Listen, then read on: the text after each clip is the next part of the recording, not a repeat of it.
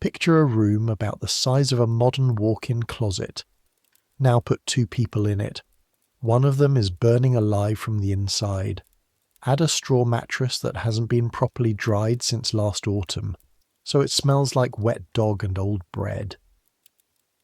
Add the tallow candle that guttered out 3 hours ago, leaving nothing but a thin grey thread of smoke in the air. Add a chamber pot in the corner that neither of you has had the energy to empty today. Add the sound of the man beside you, your father, breathing in that particular way that sick people breathe. Not steady, not rhythmic. A breath, a pause, a longer pause, a wet, dragging inhale that makes you count seconds in the dark. That's Ashwick, England.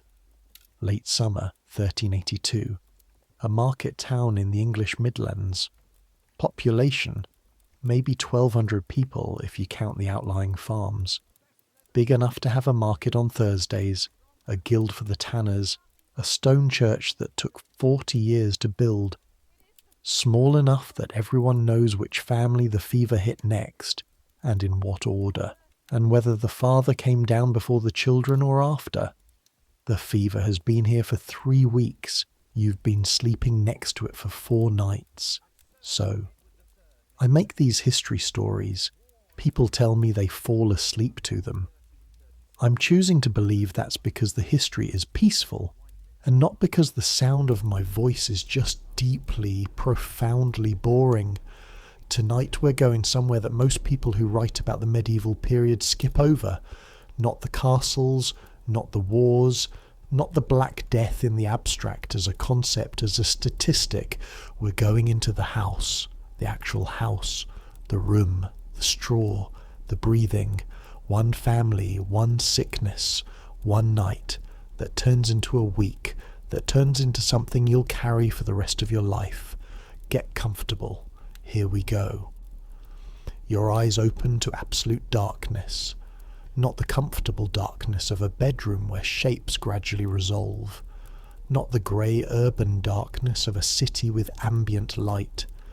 The complete material darkness of a medieval room with no windows, the shutter latched, the candle dead. For a fraction of a second, you don't know where you are.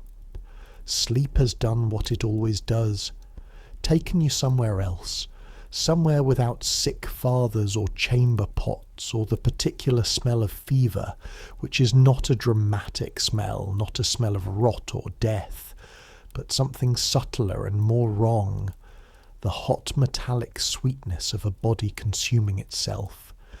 Then your father shifts beside you and you're back. You know he's still alive because of the movement. You know he's still feverish because of the heat radiating off him, even through 2 inches of shared straw. It's the kind of heat that has nothing to do with the summer night, which is actually cool enough that you had to pull a coarse wool blanket up to your chin before you fell asleep. It's internal heat. It comes from somewhere underneath the skin. You lie there for a moment and listen. His breathing is better than it was yesterday. You think. You hope. The wet dragging sound from last night, that sound you've been hearing in your sleep, in the moments between waking and not waking, seems slightly less. Or maybe you're imagining it because you need to imagine it. You've been doing that. You've noticed yourself doing that. Listening for improvement that might not be there, constructing optimism out of whatever material is available. The room is small. Let me be specific about that because the word small doesn't capture it. The room you're in is roughly 12 feet by 10 feet. That's the upstairs sleeping chamber of your father's house, which is a timber-framed building on Tanner's Row, the street behind the market square where most of Ashwick's leatherworking families live, packed together with their vats of urine and their hung hides and their peculiar, permanent, eye-watering smell. Your name is Thomas Aldred. You're 17 years old. Your father is William. He's 43, which is not old exactly, but is not young either, not for a man who has spent his adult life bent over vats of oak bark and animal hide in all weather. The room contains the straw mattress you're lying on, which is actually two mattresses pushed together, yours and your father's, because you moved yours from the other side of the room 4 nights ago when he first couldn't get up on his own. A low chest at the foot of the bed where your father keeps his good coat and the leather purse he never leaves. The house without. A 3-legged stool. A bracket on the wall where the tallow candle sits, now just a burnt-down stub in a puddle of white fat. A small wooden cross nailed above the door. The chamber pot. And your father. He's lying on his back, which isn't how he normally sleeps. Before he was sick, he slept on his side, curled away from the room, toward the wall. Now he lies flat and open like a man surrendering, arms slightly away from his sides, as if the heat is so unbearable that even his own weight feels like too much. His face in the darkness is invisible, but you know what it looks like. You've been looking at it for 4 days. The hollowing out around the eyes, the cracked lips, the flush across his cheekbones that isn't health, nothing like health, but has the same surface brightness as it, which makes it somehow worse. You reach out, very carefully, and rest the back of your hand against his forehead. Still hot. But perhaps, a fraction less than last night. You pull your hand back, press it against your own cheek to feel the difference. Outside, through the latched shutters, you can hear the town beginning to move. A cart somewhere, the wooden wheels loud on the uneven road surface. A dog, the sound of water, someone pulling a bucket from the well in the yard 2 houses down. A rooster in a neighbour's yard beginning its long, self-important complaint about the coming dawn. You need to get up. There are things to do. There are always things to do, even on days when you'd rather lie still in the dark and pretend that none of this is happening. The fire in the hearth downstairs has been banked overnight and will need feeding. There's no one else to do it. Your mother has been dead 2 years. Your older sister Margaret married a miller in Coventry 3 summers ago. And when she comes, she'll come in 2 days' time. You've sent word. But 2 days is 2 days, and right now the fire is cold, and the water bucket is empty, and your father needs broth. You sit up. The straw mattress crackles under you. A sound like walking through dry leaves. Every time you move in the night it makes this sound, this announcing sound, and you've learned to move slowly, shift your weight in increments, trying to avoid waking him. He needs sleep more than anything else right now. Everyone says so. Agnes from next door, who has buried 2 husbands and raised 6 children, and knows more about illness than most surgeons in this town. Master Edmund from the apothecary on the market square. Even Father Bertram, who visited yesterday and said prayers and looked at your father with an expression that he was clearly trying to keep neutral, but wasn't quite managing. Sleep, water, broth, prayer. That's medieval medicine. That's what you have. You swing your legs over the edge of the mattress and find the floor with your bare feet. The floor is packed earth, covered with a layer of dried rushes and some meadowsweet that Agnes brought last week, which is supposed to clean the air. The rushes are damp at the edges near the wall, because this room doesn't get enough airflow, and damp comes up through the earth floor even in summer, and there's not much you can do about that. The meadowsweet smells sweet. Dustily, faintly sweet, underneath everything else. Everything else is the chamber pot, the tallow candle, the particular smell of your father's sweat, which is different from how he normally smells.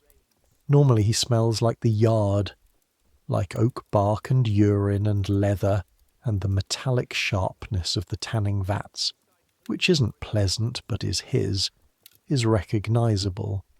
Now he smells of something closed and hot and interior, something that your body registers as wrong in a wordless animal way.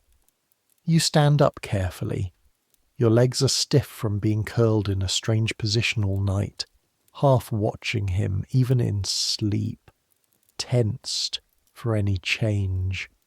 Your back aches between the shoulder blades. You're 17 years old and your back aches from 4 nights of sleeping half awake beside your sick father. This is normal. This is what normal looks like in Ashwick in 1382. You find the door by feel, lift the latch as softly as you can, and slip out into the upper landing. Let me tell you about this house, because it matters. Your father's house on Tanner's Row is what historians will later call a hall house. Not that anyone calls it that now, no one has a term for it, it's just the house. It's just how houses are built in this town and the next town and the town after that across half of England. It's a timber frame. Oak beams, the good ones hand-cut 40 years ago when your grandfather built this place, set into a base of roughly dressed stone that keeps the wood off the damp ground. The gaps between the beams are filled with wattle and daub, hazel branches woven into panels and plastered over with a mixture of clay, animal dung, horsehair and lime. It dries hard. It cracks eventually. You patch it. It's been patched 30 times in 30 years, and you can see the patches if you know where to look. Slightly different colours, slightly different textures, like a body that's been repaired. The downstairs is one main room, the hall. This is where everything happens. Cooking, eating, working when the weather is bad, receiving visitors, sitting in the evenings. The hearth is in the centre of the room, a shallow stone basin raised slightly off the floor, and the smoke from it rises up through the house and theoretically exits through a hole in the roof. Theoretically. In practice, the smoke also just stays. The beams above the hearth are black with decades of soot. The walls are black.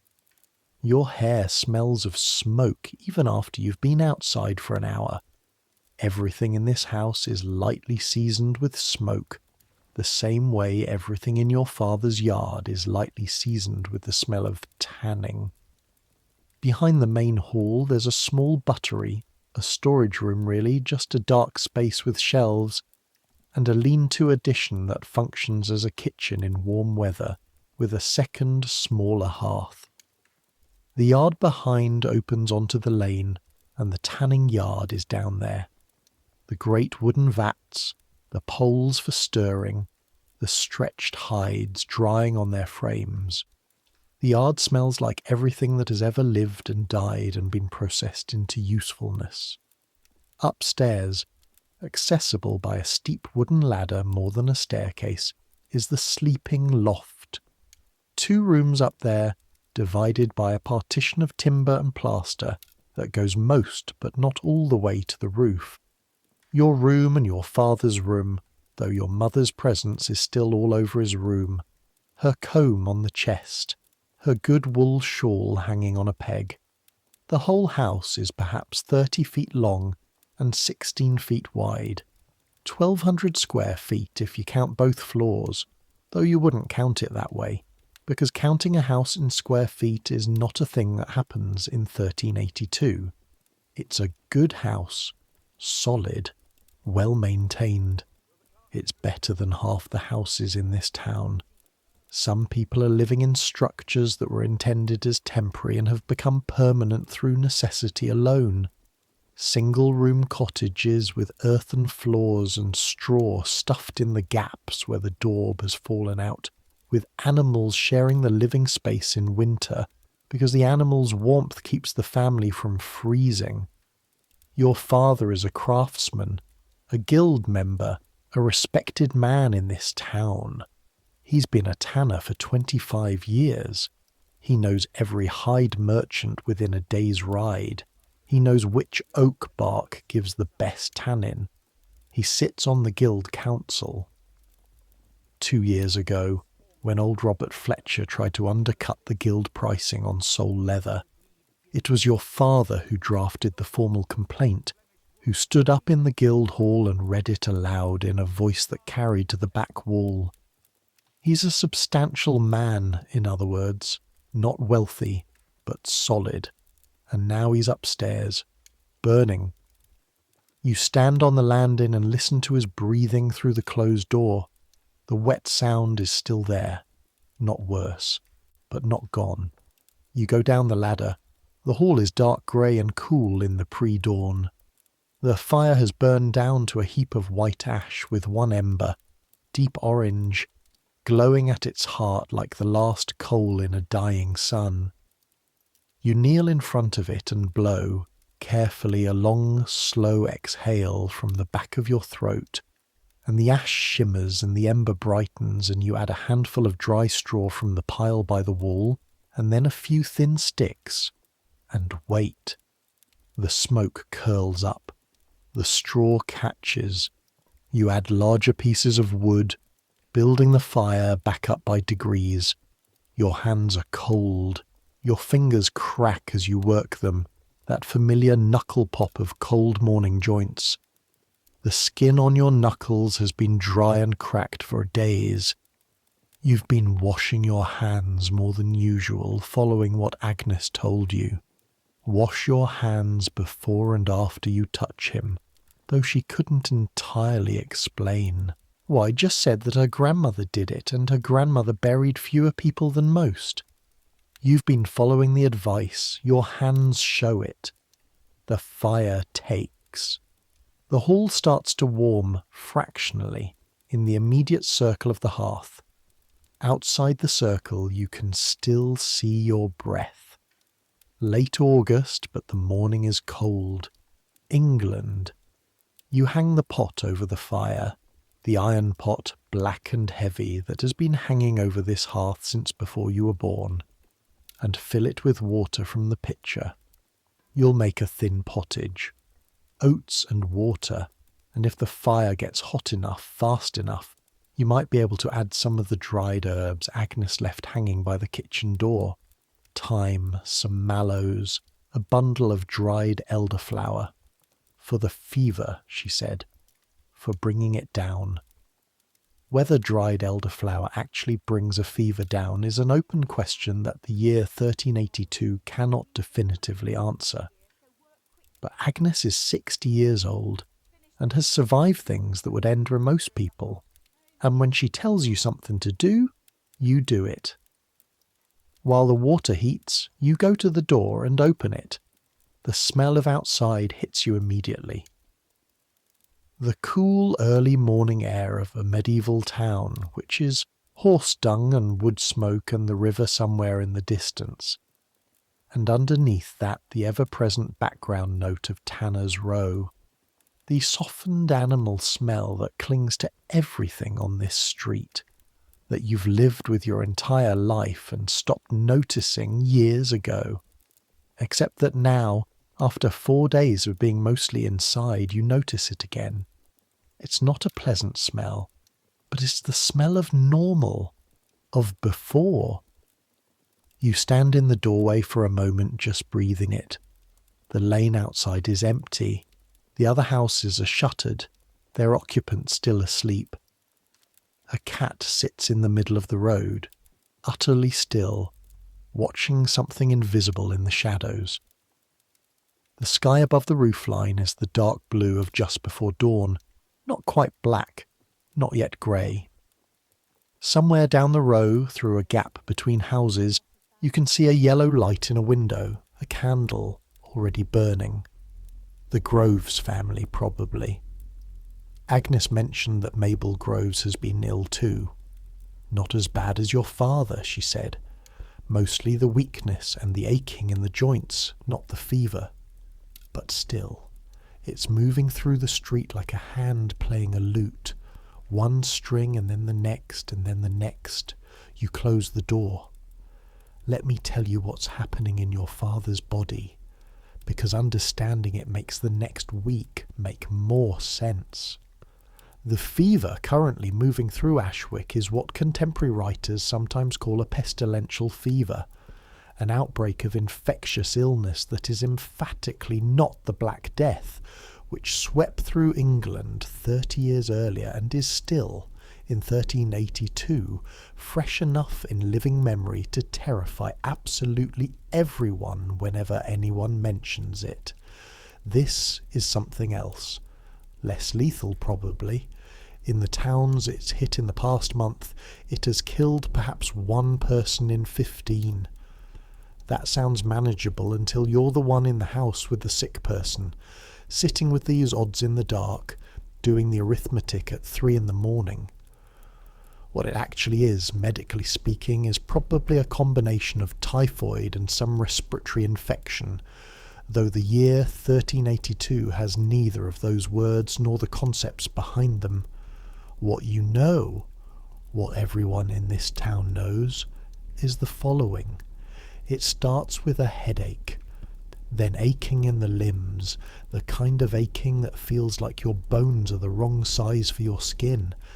Then the fever, which comes up fast and high. Then, if you're unlucky, a rattling in the chest, a cough that brings up dark mucus, difficulty breathing. If you're lucky, the fever peaks and breaks after 4 or 5 days, and you're left exhausted for 2 weeks, but alive. Your father is on day 7. He's past the peak. Master Edmund the apothecary said so 2 days ago. The fever hasn't broken completely, but it's not climbing higher. The rattling in his chest, the sound that you hear through the wall at night, the sound that has restructured your sleep, is still there but wasn't worse this morning. He's past the worst, Master Edmund said. You're trying to believe him. The problem with believing him is that you've watched the illness move through the street, and you've seen what past the worst actually means. Old Henry Marsh on the corner was past the worst on a Thursday, according to his daughter, and was dead by Sunday. Not everyone. Most people don't die, but some people are past the worst and then they aren't, and there's no clear marker, no definitive line you can point to and say, here is where safety begins. So you're past the worst, and you're still boiling water for elderflower, and you're still sleeping on the mattress next to your father, and you're still lying awake in the dark counting the seconds between breaths. Because what else are you going to do? The pottage begins to bubble. The dawn comes in through the cracks in the shutters before you open them. Thin blades of light cutting through the smoke-hazed air of the hall, catching motes of dust floating in the warmth rising from the hearth. You open the shutters. The lane outside has come alive while you weren't watching. The cat is gone. A woman from 3 houses down is walking toward the well with a wooden bucket swinging from each hand, her head down, not looking at anyone. 2 boys are chasing a pig back into its pen behind the next house over, the pig squealing magnificently about the injustice of it. A cart is being loaded in front of the cordwainer's workshop at the end of the street. Leather goods packed in bundles tied with rough hemp cord. Life, ordinary life, happening around the fever like water around a stone. You're stirring the pottage, the smell of the oats, and the time is good. Something honest and warm in the air of the hall.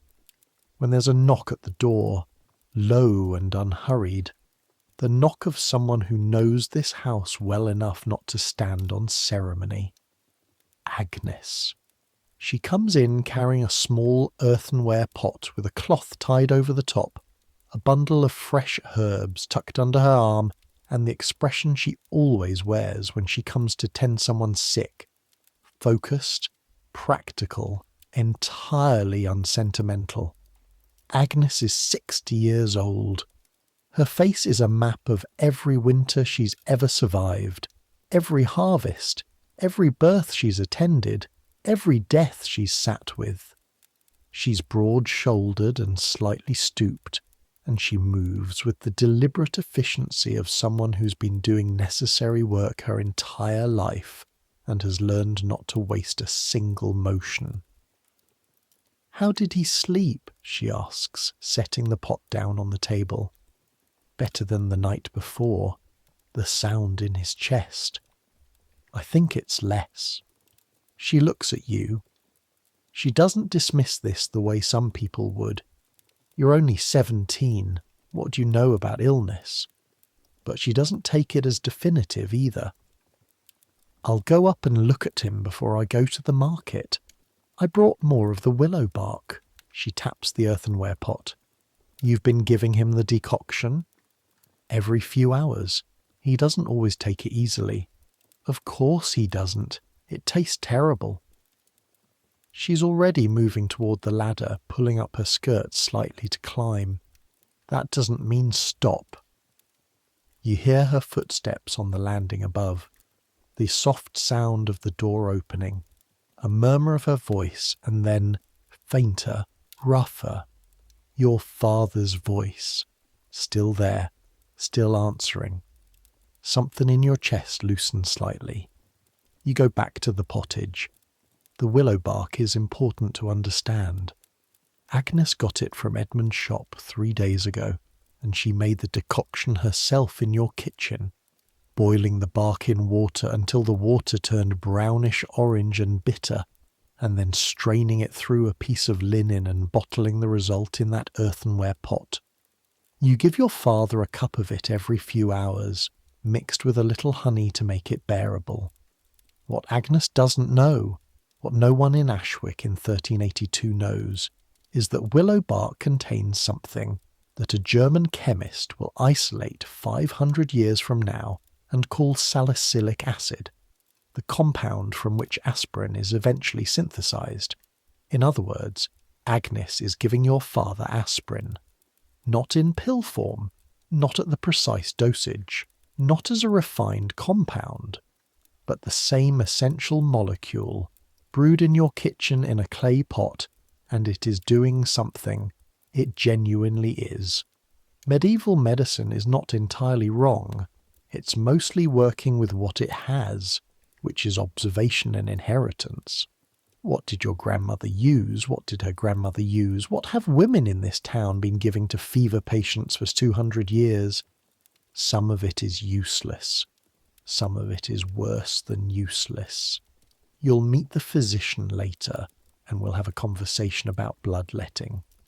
But some of it, willow bark, elderflower, the thinned broths that keep fluids moving through the body, some of it works. Agnes comes back down the ladder. "Slightly better," she says, and her voice is carefully measured, controlled, giving you enough to function on, but not so much that it becomes promise. "He's alert. He knew my name, asked after the market. That's a good sign. The rattle's still there, but it's different from yesterday." "Different how?" "Higher, like it's moving up instead of staying deep." She looks at you. "That's what you want. You want it to move up and out, not settle down deeper." She ties the fresh herbs onto the existing bundle by the door. The meadowsweet is drying out and starting to look a little forlorn. The new herbs are bright green and still damp, filling the room with a sharp green smell that cuts through everything else. "Eat something," Agnes says. She's at the door. "Before you take him his pottage, you look like you haven't been eating." "I've been eating." She gives you the look that 60-year-old women who have raised 6 children give 17-year-old boys who claim to be eating.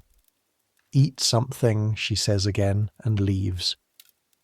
The pottage is ready. You ladle out a portion into a clay bowl, the smaller bowl, the one that fits in a sick man's hands, and you carry it up the ladder with both hands, moving carefully, the warmth of it seeping through the clay into your palms. The room is lighter than it was when you left it. You opened the shutters when you got up, and now the early morning sun comes through the gap at an angle, cutting a bright stripe across the floor and the foot of the bed, leaving everything else in soft shadow. Your father is propped up against the wall.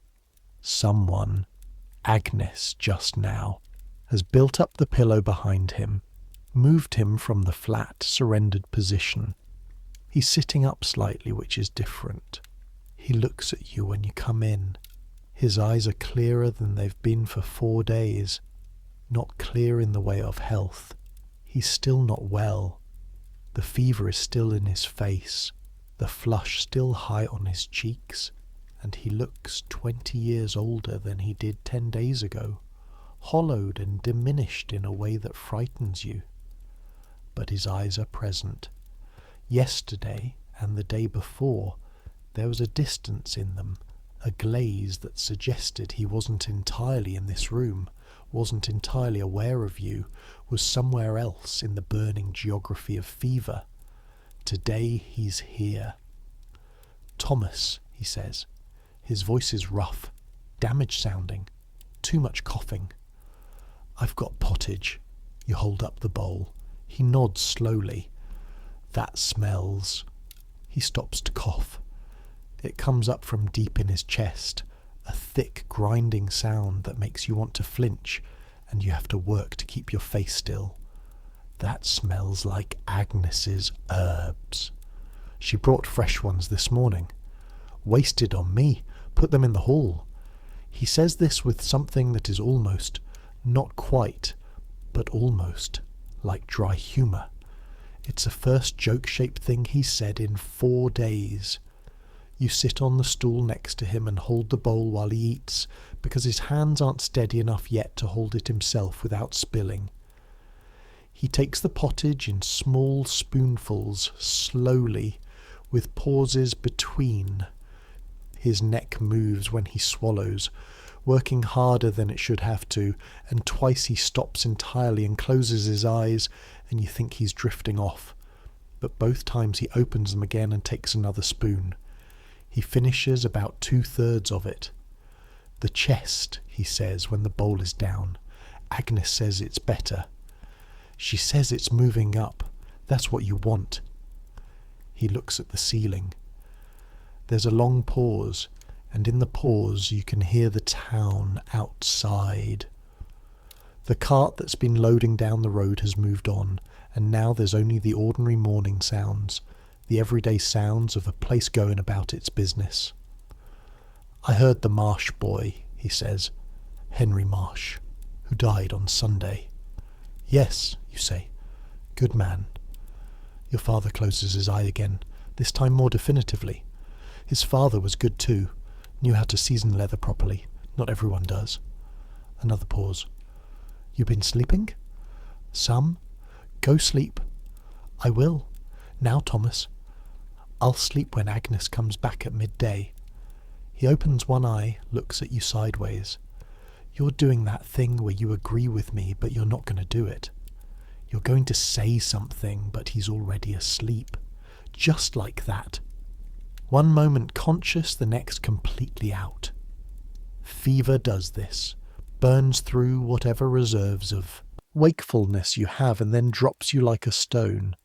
You sit for a moment with the empty bowl, listening to him breathe.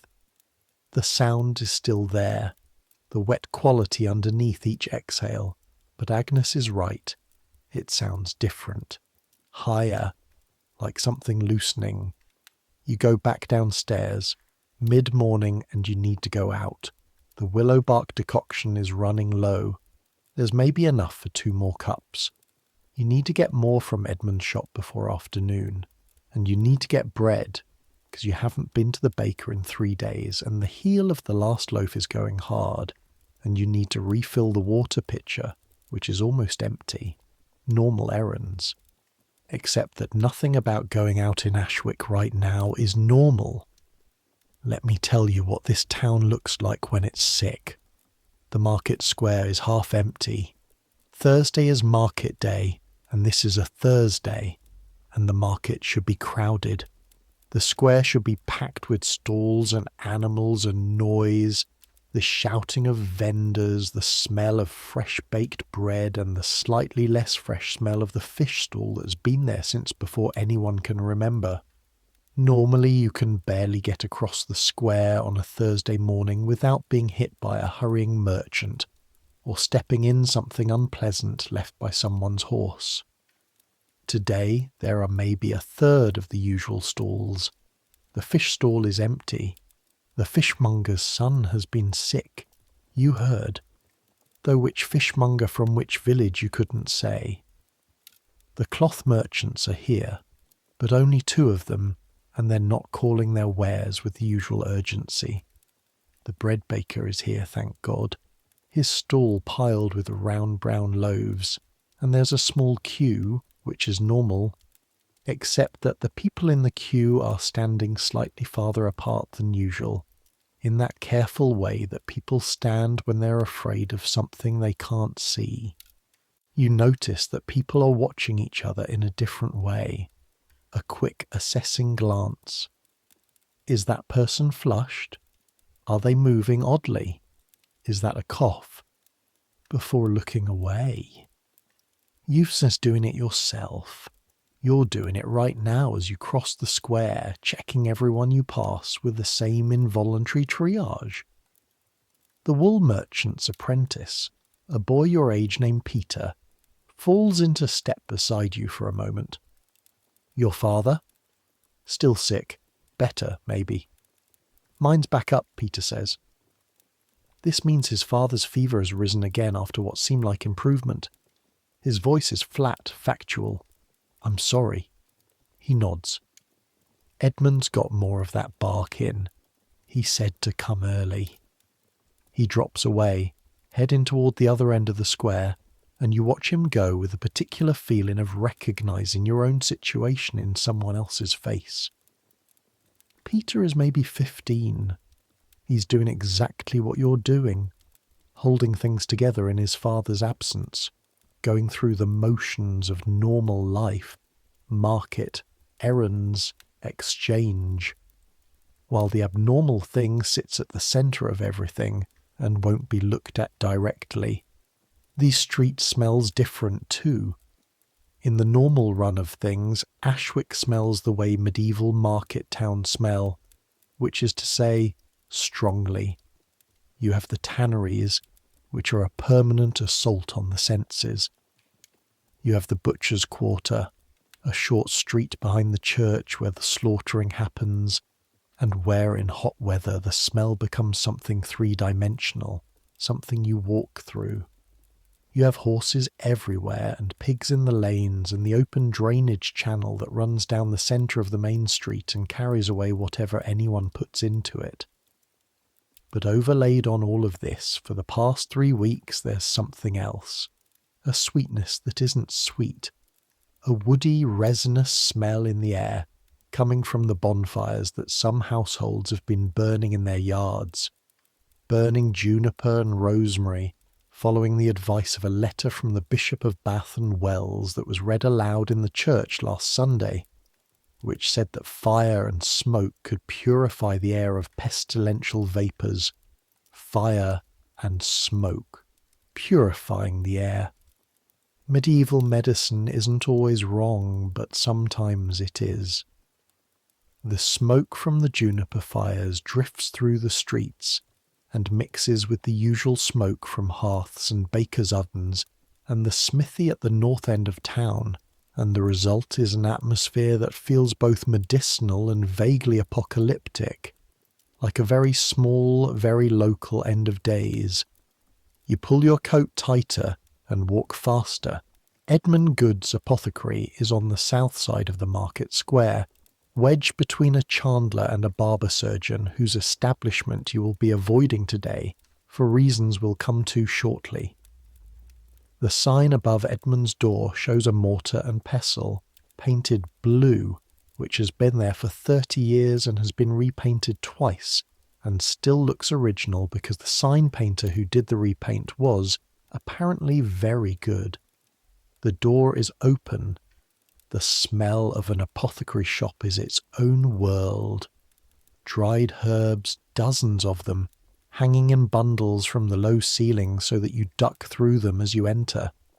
The sweet dustiness of chamomile, the sharp green smell of wormwood, something darker and heavier underneath, perhaps the dried fumitory, perhaps the small quantities of exotic imported spices that Edmund keeps in locked wooden boxes behind the counter. Cloves, cinnamon, mace from somewhere impossibly far away. Indonesia, though you wouldn't have that word, you'd say the Spice Islands, the East, the farther parts of the world. The shop is small. A counter, a wall of shelves behind it, the shelves lined with ceramic jars and stoppered bottles and paper packets and wooden boxes of varying sizes. A mortar and pestle on the counter, large enough to grind a substantial quantity of something. A set of brass scales, small and precise, kept in their own box lined with green felt.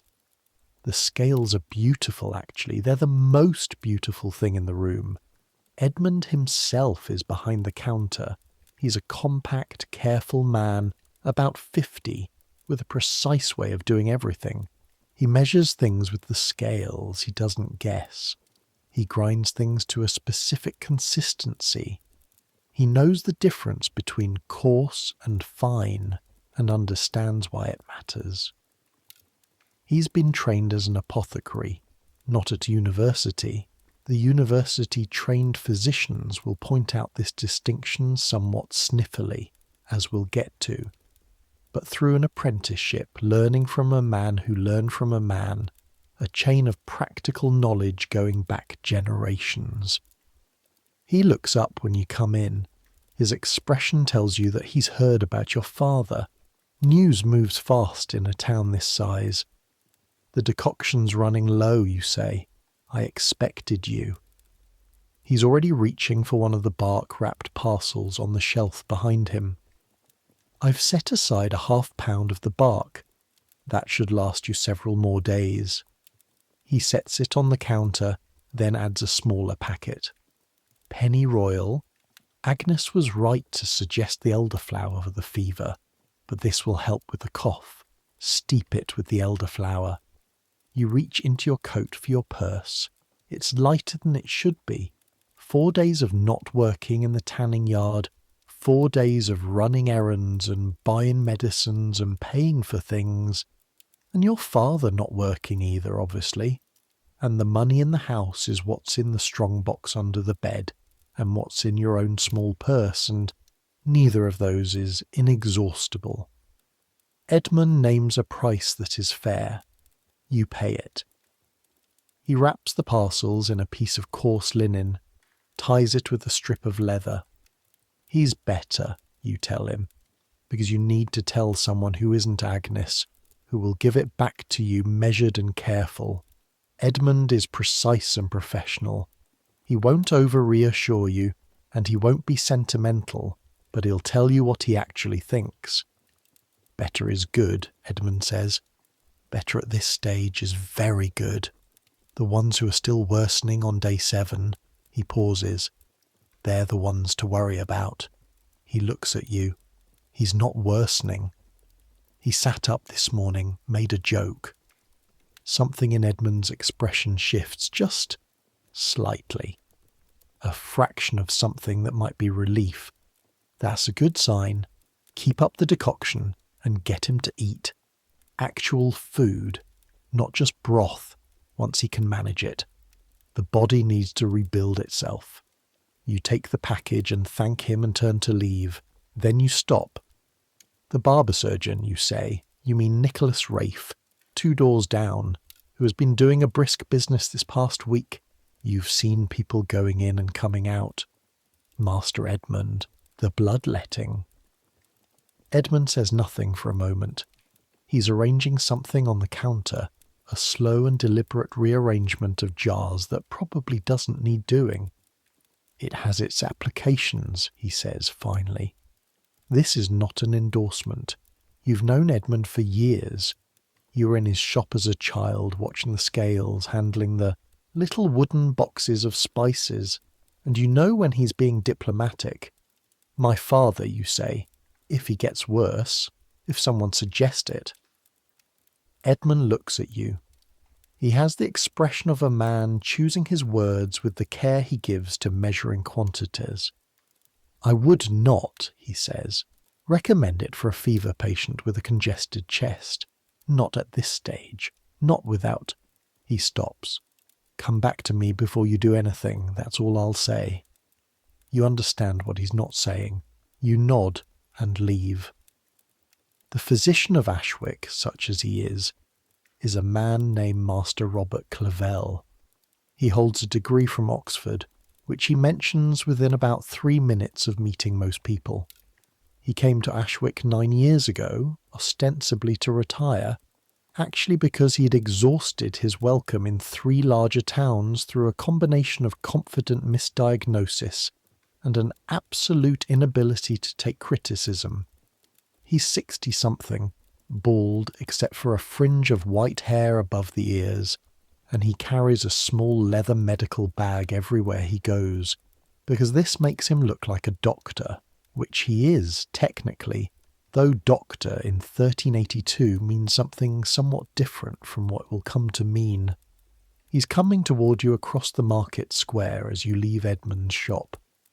Young Aldred, he says, slowing when he sees you. He's visiting the sick, obviously. He's been making rounds. His bag swings from his left hand. He looks, you think, very slightly rattled. More rattled than usual. How is your father today? Better. I think better. Yes. He nods briskly. I'll call on him this afternoon. I've been occupied. Mrs. Groves and then the carpenter's household, and this morning Fletcher's wife. A pause. The fever it has a persistence I find somewhat. He stops, adjusts. Master Clavell does not say the word worrying, not to patients' families, not to anyone. He has strong views about the importance of projecting confidence. How is he sleeping, he asks. Better than the first days? He reaches into his bag and produces a small packet, folded paper, sealed with a wax dot. This is a compound I have been recommending. Theriac. He holds it out. Theriac. You know this word. This is a compound with a very long history, a history so long it goes back to ancient Rome, to recipes attributed to figures whose names were spoken with a kind of reverence. Galen, Hippocrates, the ancients. Theriac is a mixture of, well, it depends who's making it. The elaborate versions contain 60 ingredients, including viper flesh and opium. Edmund's versions are much simpler. Master Clavell's version contains, you suspect, largely expensive-sounding ingredients at dramatically inflated prices. You look at the packet. Master Edmund's decoction has been, you start, effective, yes, as a palliative. Clavell's voice acquires the very slight stiffness of a man who has trained at a university and is now being compared to a man who has not. But for the underlying humoral imbalance, the fever indicates an excess of choler, clearly the yellow bile inflamed. A proper theriac will address the root condition rather than merely the symptoms. You hold the packet. Excess of choler, inflamed yellow bile, the humoral theory of medicine which explains illness in terms of 4 bodily fluids, blood, phlegm, yellow bile, black bile, and their balance or imbalance, which was established by Galen in the 2nd century, and is in 1382 still the dominant framework for understanding the human body. It's wrong. It's completely wrong. There is no yellow bile, inflamed or otherwise, in your father's chest. What is in your father's chest is a bacterial or viral infection, an immune response, inflammation in the tissue of the lungs. But the year 1382 doesn't know this. No one knows this. No one will know this for another several centuries. How much, you ask? He names a price. It's more than the willow bark and the pennyroyal combined. You look at the packet, you look at him. You think about what Edmund said. Come back to me before you do anything. I'll think about it, you say. Thank you, Master Clavel. He's not used to being told I'll think about it. His chin lifts slightly. Your father's constitution is not strong. In his current condition, I would not delay. I'll let you know this afternoon, you say. He nods, with the formal dignity of a man who has decided to be gracious about this, and moves on across the square toward the next sick household. You put the packet in your coat pocket. You'll show it to Agnes.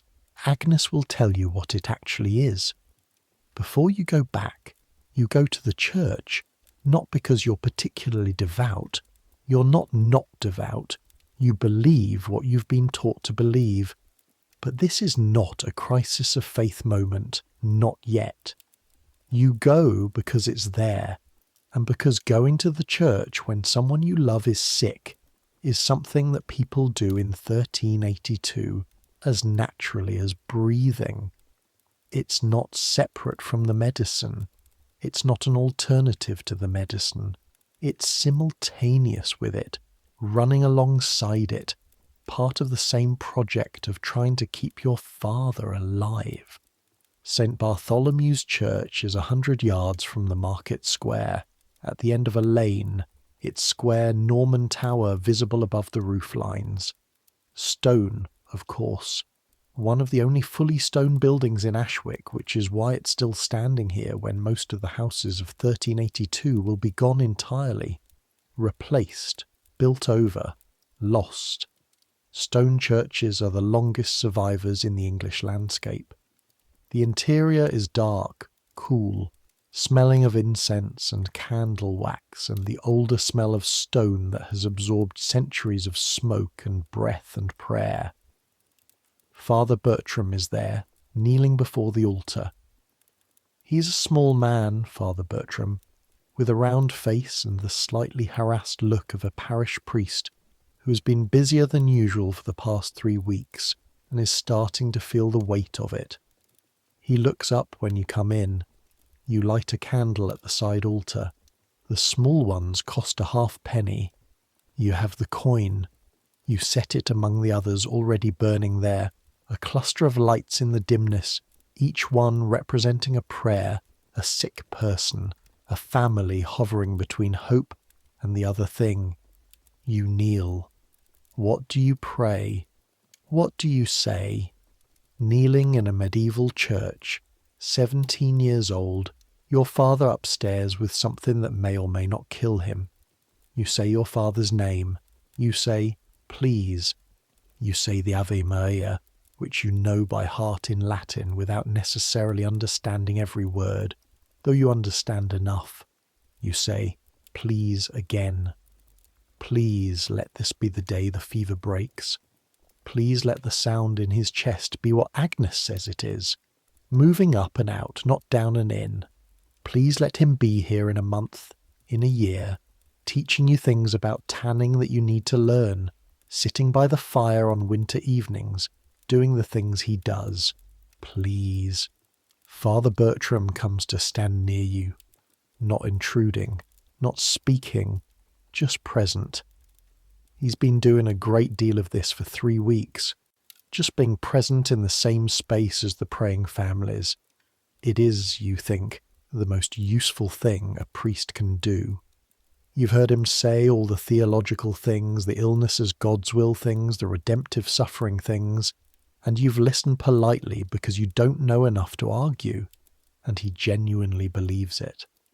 But what actually helps is this. Someone standing near you while you're frightened. Someone else in the room. Agnes thinks he's better, you say to the candle flame.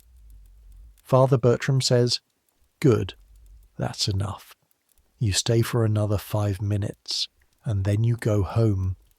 The middle of the day is when the house is warmest, when the morning fire has been going long enough to push the damp out of the walls, and you can take off your coat, and the light through the hall's single unshuttered window is full and generous, throwing a broad, pale rectangle across the rush-covered floor.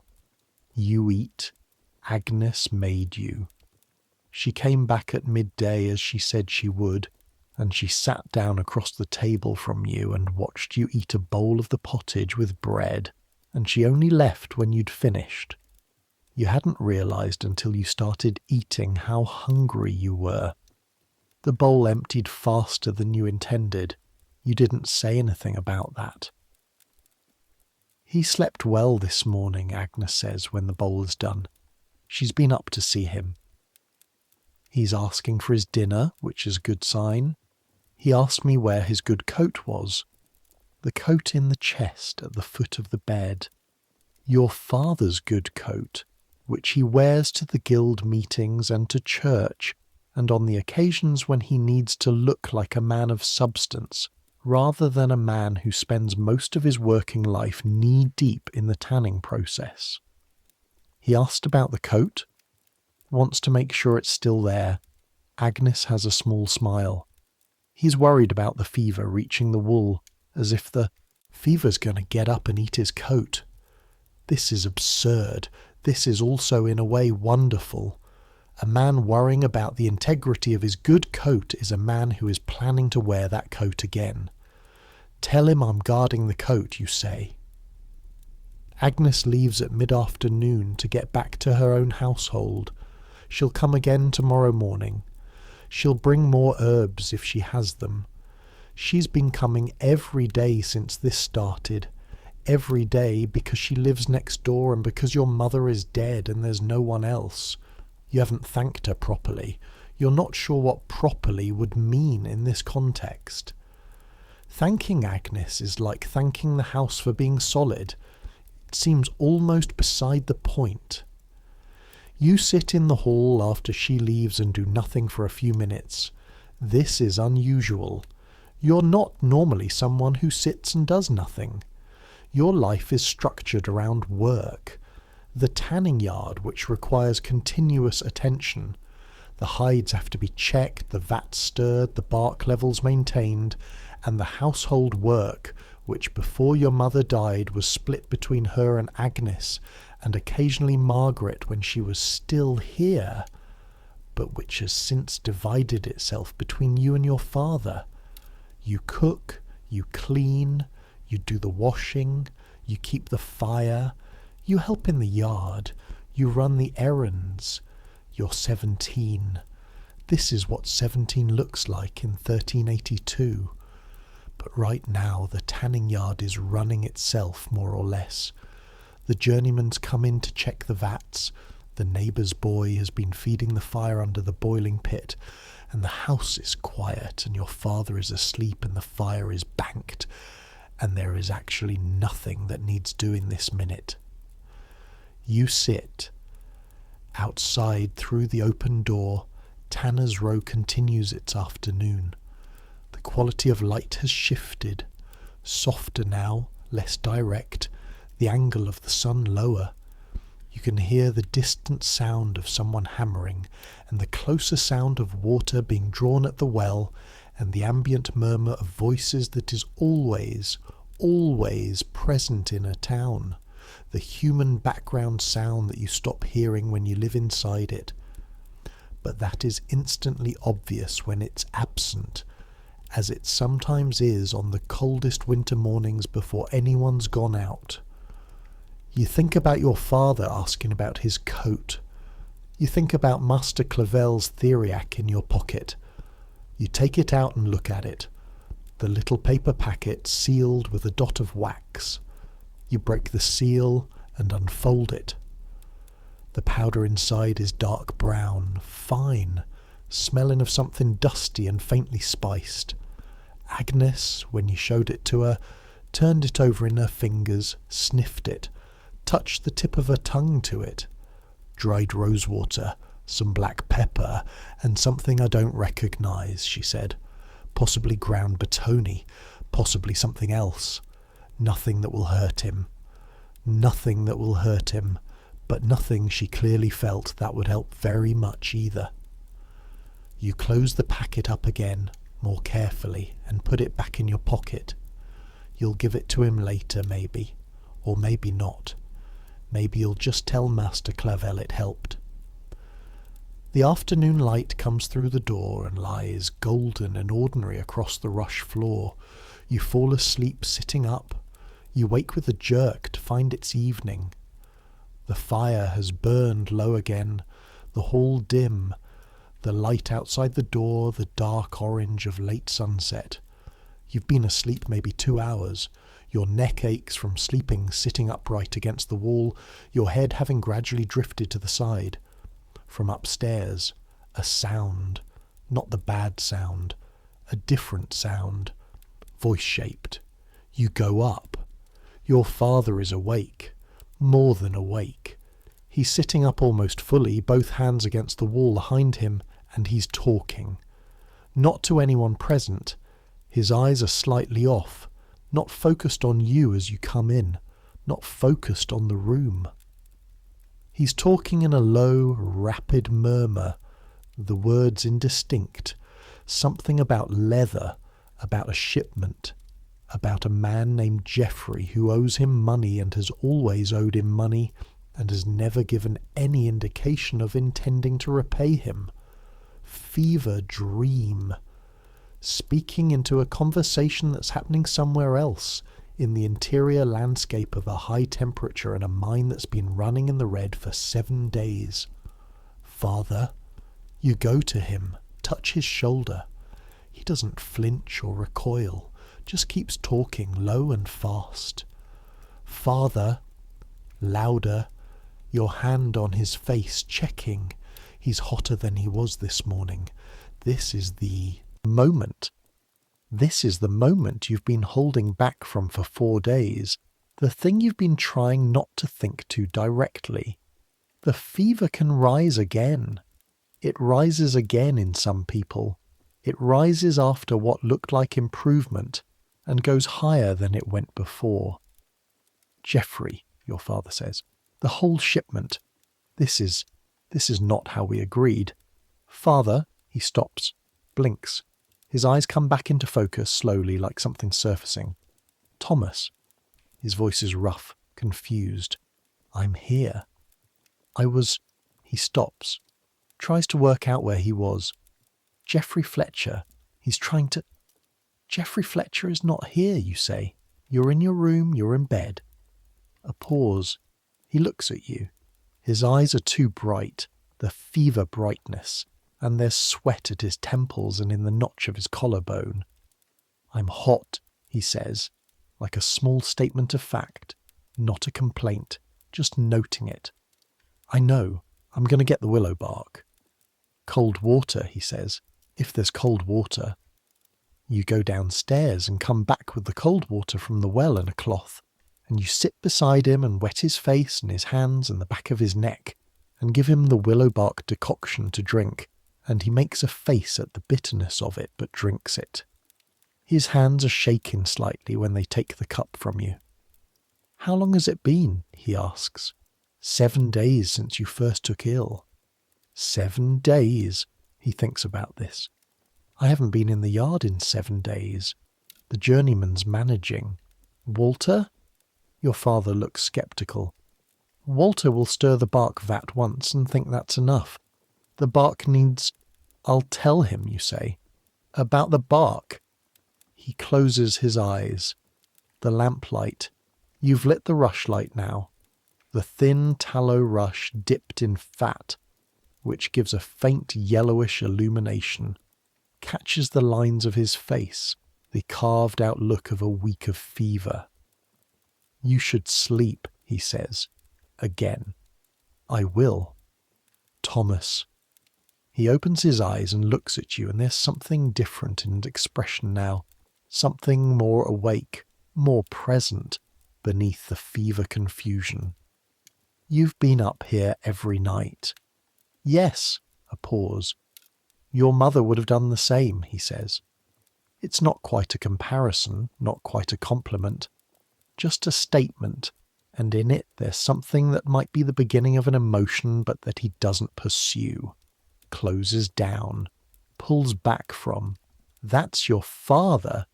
He's not a man who expresses things at length. Try to sleep, you say. He does.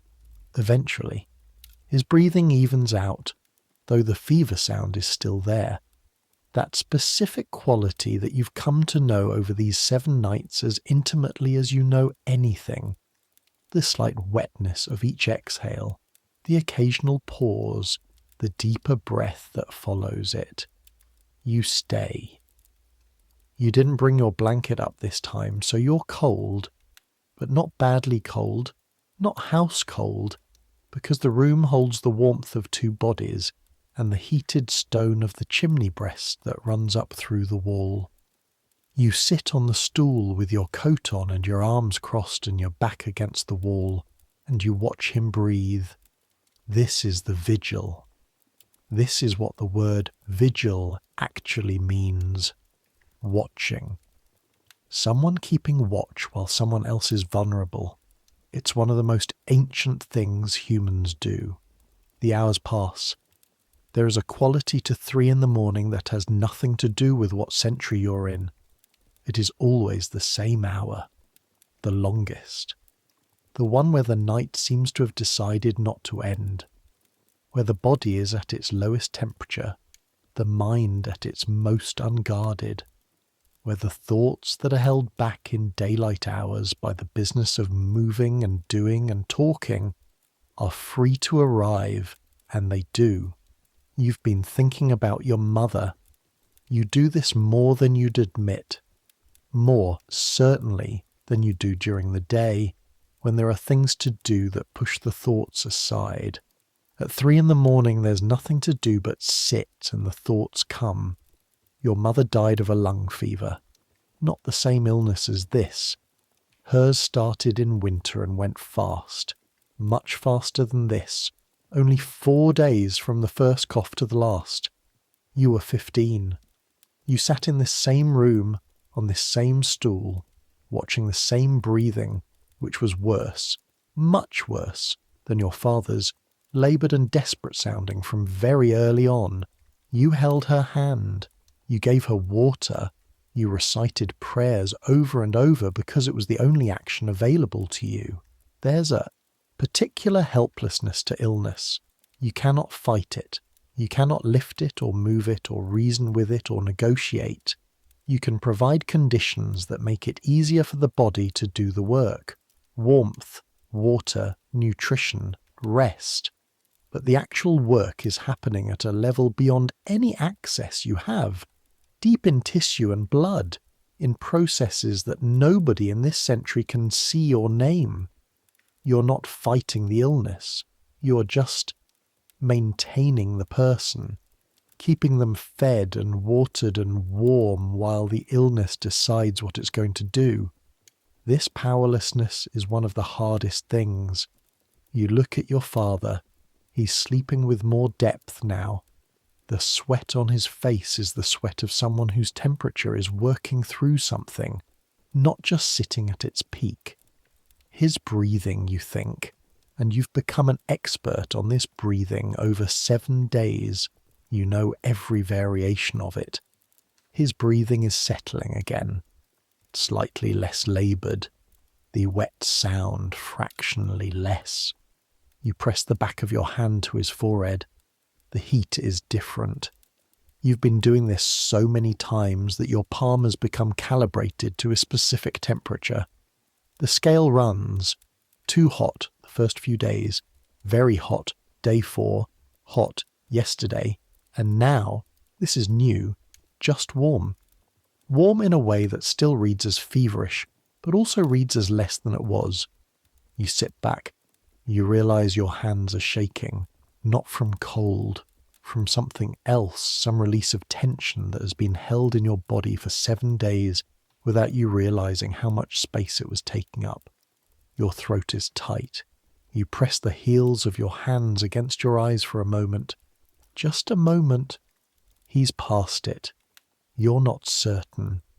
You won't be certain for another day at least, maybe 2. But the direction of the breathing, the quality of the sweat, the way he settled into sleep, these things are speaking in a language you've learned to read this week. He's past it. You take one very steady breath, and another, and then you get up quietly and go downstairs and put more wood on the fire and sit by the hearth in the relative warmth and let the shaking run through your hands and out until it stops. The sunrise of day 8. It comes in through the open front door and across the rush floor and up the wall, and you're sitting in the hall with a cup of something warm, the last of the elderflower steeped overnight in the pot that stayed warm by the fire, and you watch the light move across the room. Agnes is at the door before you hear her coming, the knock low and familiar. You look at her when she comes in and she looks at you, and your face tells her before you say anything. The fever broke, you say. Sometime in the night, the last couple of hours. Agnes sits down. She doesn't do this often. She's usually too busy for sitting. She sits down in the chair by the hearth that is your father's chair, his specific chair that he sat in every evening for 15 years, and she looks at the fire. Good, she says, just that. The word lands quietly. Good. Not wonderful. Thank God. Relief. Just good. The weight of it is in its plainness. I need to go up and check him properly, she says. But that's good, Thomas. You nod. She goes up. You hear her voice, and then your father's voice, and then something you haven't heard in 7 days. Something that sounds so strange in the morning air of this house that for a moment you think you're imagining it. Your father laughs. Short, rough, exhausted sounding, but a laugh. Agnes says something inaudible, and he laughs again. You look at the fire. The fresh wood you put on an hour ago has caught and is burning clean and bright. Yellow flame with blue at the base. Your hands have stopped shaking. He doesn't get up for 2 more days. The fever is broken, but the body that's left behind is a body that has been a battlefield for 8 days, and it needs time. He sleeps most of the time. He eats broth first, then pottage, then the more solid food Edmund recommended, slowly and with effort. His colour begins to return. The flush of fever replaced by the ordinary weathered colour of a man who works outdoors. On the 2nd day after the fever breaks, he sits up in bed and asks you to bring him his ledger, the tanning ledger, the book where every hide purchase and sale is recorded, in his careful, slightly cramped handwriting. You bring it. He opens it and looks at it for a long time without writing anything. Just looking at the columns of entries, the record of work and exchange going back years. While I was sick, he says. Did Walter keep the vats properly? I think so. I told him about the bark. I'll need to check them. Not today. He looks at you. You look back. Tomorrow, he says. 2 more days at minimum, you say. Agnes says 2 more days. He makes the sound of a man who disagrees but knows he's going to comply. It's a very specific sound. You've been hearing it your whole life. He closes the ledger. Your sister's coming? Tomorrow morning. I sent word a few days ago. She'll make a fuss. Yes. Tell her not to make a fuss. She won't listen. Your father closes his eyes, but the corner of his mouth moves. Just slightly. No, he agrees. She won't. Margaret arrives the next morning. She comes on horseback from Coventry, which means she left before dawn to get here by mid-morning, which means she came immediately when she got your message, which means she was frightened. She doesn't say any of this. She comes through the door with her travelling cloak still on and a bundle of things. Food from her kitchen, medicine from the Coventry apothecary, a good wool blanket because Margaret has been managing a household for 3 years and knows that the first thing you need when someone is sick is more blankets. And she looks at you and you look at her. He's better, you say. She exhales. Not quite a breath of relief, more the opposite of a breath, a controlled letting out.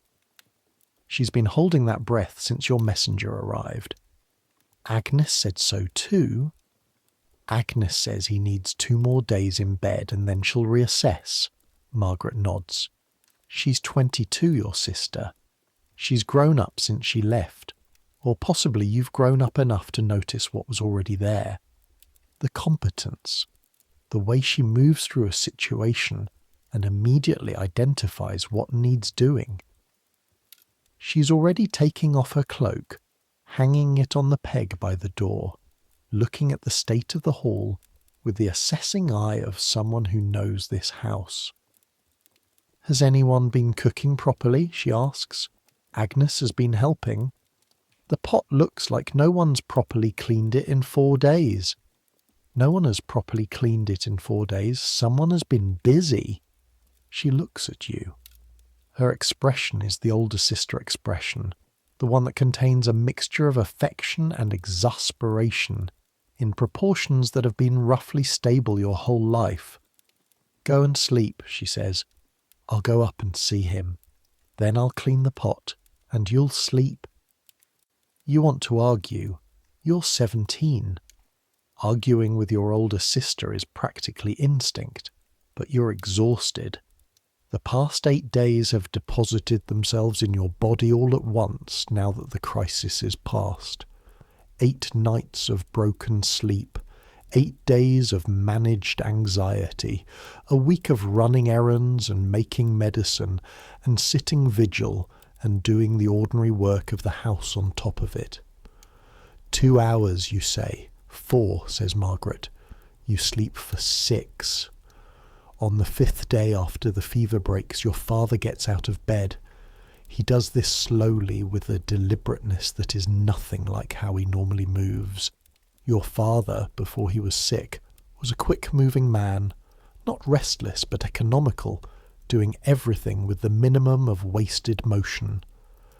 Now he moves like someone learning to inhabit his own body again, testing each step. He comes downstairs, sits in his chair by the fire and looks at the hall. It's clean, he says. Margaret cleaned it, and then she cleaned it again. He looks satisfied by this, in the way of a man who doesn't express satisfaction but has it anyway. He sits in the chair for most of the morning. Margaret brings him broth and bread. Agnes comes by and looks at him with her assessing eye and nods once, which is the Agnes equivalent of a speech of congratulation. At midday he says he wants to go outside, not to the tanning yard. He knows he's not ready for that. Just outside, just into the air. You go with him. Tanner's Row in the afternoon light is itself. The smell of it, the familiar compound of oak bark and autumn and a thin thread of the river somewhere west.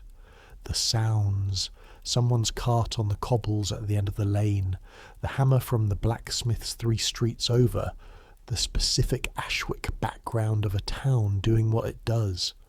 Your father stands in the lane and breathes the air of his street. He looks like a man being reintroduced to the world after a long absence, which is essentially what he is. I want to go to the hill, he says. The hill is the long rising ground to the north of town, 1/2 mile from Tanner's Row, where the common grazing land extends up past the last houses and the fields, and then rises steeply into rough grassland with hawthorn and blackthorn along the edges. Every child in Ashwick learns the hill early, learns it as a climbing place, a looking place. From the top you can see the town complete, the church tower, the market square, The river winding west, the farms spreading out to the north. That's 1/2 a mile, you say. I know how far it is. I've lived here 40 years. Agnes said 2 more days before. Agnes said 2 more days before the tanning yard. She didn't say anything about walking. This is the kind of argument your father is very good at. Precise, narrow, technically correct. You walk to the hill. It takes longer than it normally would. He stops twice. You don't comment on this. You walk beside him at his pace, which is slower than yours and considerably slower than his normal, and you don't comment on that either. The hill is quiet at this time of day. A few goats on the lower slope working their way through the rough grass with their characteristic focused efficiency. A kite circling high up. The big reddish kites that hang over English towns like signs, their forked tails distinctive. The wind up here is from the northwest, carrying the smell of the fields and something else, cooler, something that feels like a hint of the coming autumn. You stand at the top and look at Ashwick below. It's not a large town. Seen from up here, it's almost small. The cluster of rooftops, the church tower, the market square just visible as a pale rectangle, the river catching the light to the west. Beyond the town, fields in these various colours of late summer, the gold of the harvested ones, the green of the pasture, the dark brown of the ones being prepared for autumn planting. Farms scattered at intervals, their outbuildings small as toys from this distance. In the town somewhere the fever is still moving. You know this. The Groves family, the Marsh family, the Carpenter's household, the dozen others Agnes has mentioned. The illness is not done with Ashwick yet. There will be more nights like the past 8, more vigils, more counting of breaths. But your father is standing beside you on the hill in the afternoon sun. He's thin. He'll stay thin for a while the body rebuilds itself. His face still has the hollowed quality of recent illness, the bones too close to the surface. But he's breathing the upland air without the wet sound, without the rattle, and when he looks out over the town, there's something in his face that you recognise. The expression of a man who knows what he nearly lost. "I've been thinking," he says, "about the coat." You look at him. "Your mother made that coat," he says, "before you were born. She made it for our first winter after we were married because my other one was worn through." He's looking at the town below, not at you. "I've been wearing it to guild meetings for 14 years. A pause. "I was worried about it," he says. "I know. Agnes told me." "Stupid thing to be worried about." He pauses again. "Or not. It's a good coat." "It is." He's quiet for a moment. The kite circles overhead, tilting on the wind. "Thank you," he says, "for the nights." He doesn't say more than that. He doesn't need to. Your father is not a man who says thank you as a performance. When he says it, it means something specific. "Of course," you say. He nods. Below, Ashwick goes about its afternoon. Smoke from chimneys, a cart moving along the road toward the eastern gate. Somewhere a dog is barking at nothing, which is what dogs do. The church bell begins to strike 3, the sound coming up the hill with a slight delay from when you see the movement, a lag between sight and sound. "We should go back," you say. "Agnes will know if you've been out too long." Agnes isn't omniscient. Agnes very nearly is. Your father makes the sound of a man who disagrees but knows he's going to comply. You start down the hill together, slower than you came up, the autumn grass bent under your feet. Margaret leaves 2 days later. She has her own household. She has a husband who has been managing without her for nearly a week, with, by his own report, limited success. She has her own life, built in the 3 years since she left Ashwick. On her last evening, the three of you sit around the hall fire after supper. Your father is stronger. Not strong, not yet, but stronger. A step closer to the man he was. He ate properly at supper. He told a story about the guild meeting 2 years ago when old Thomas Fletcher arrived drunk and had to be escorted out. A story you've heard before, but which is still funny, still punctuated by the same half smile at the same moments. Margaret has been cleaning things that were already clean, which is how she expresses emotions she won't say directly. After supper, with the fire going well and the hall warm and the sound of the town outside settled into its evening register, you sit. This is what families do in whatever century. They sit together. Thomas managed everything, your father says to Margaret. He says it factually, not as a compliment, just as a report of events. Margaret looks at you. Her expression is the one she has when she's deciding whether to say something. He did, she says. I know.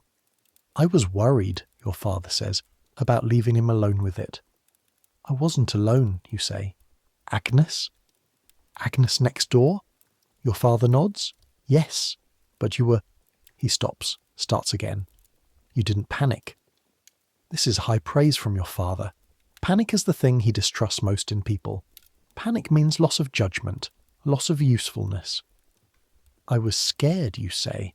Being scared is fine. Panicking is something else. He looks at the fire. You didn't panic. Margaret has gone back to cleaning something.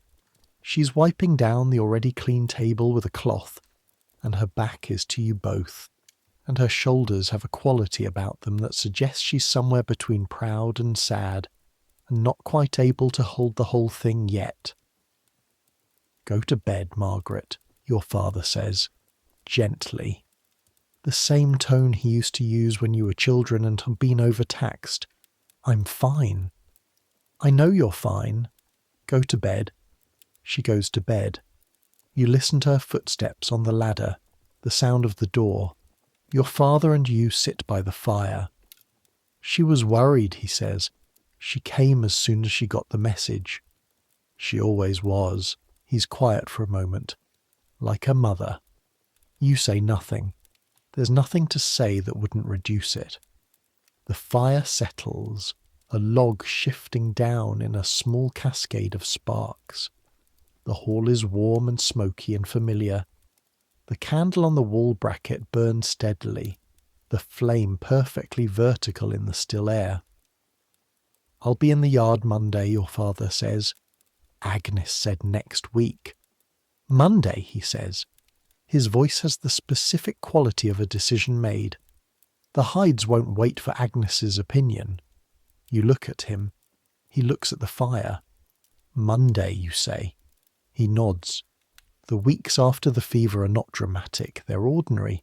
That's what they are. And that ordinariness is its own thing, is something you didn't fully value before and value differently now. Monday. Your father in the yard, inspecting the vats, clicking his tongue at what Walter has done to the bark levels, making adjustments, moving slower than usual but moving. You work beside him, learning what he's doing, asking the questions you've been saving up. The smell of the tanning yard, oak bark, urine from the collecting bucket, wet hide, wood smoke from the fire under the pit, the specific, particular smell of your specific, particular life. You've grown up in this smell. You'll grow up further in it. It's not a pleasant smell. You love it in a way that has nothing to do with pleasantness. Tuesday, the market. Full or fuller than it's been. The fear in the square is dimming slightly as the illness moves through its course. Still not back to full, there are gaps in the Thursday market, families who have no one to send to sell, households still enclosed with their sick, but more. More stalls, more voices, the fishmonger back. Peter from the wool merchant giving you a brief nod across the square, meaning his father made it too, not everyone made it. Old Henry Marsh is buried in the churchyard, the carpenter's wife, a child from one of the farms on the North Road.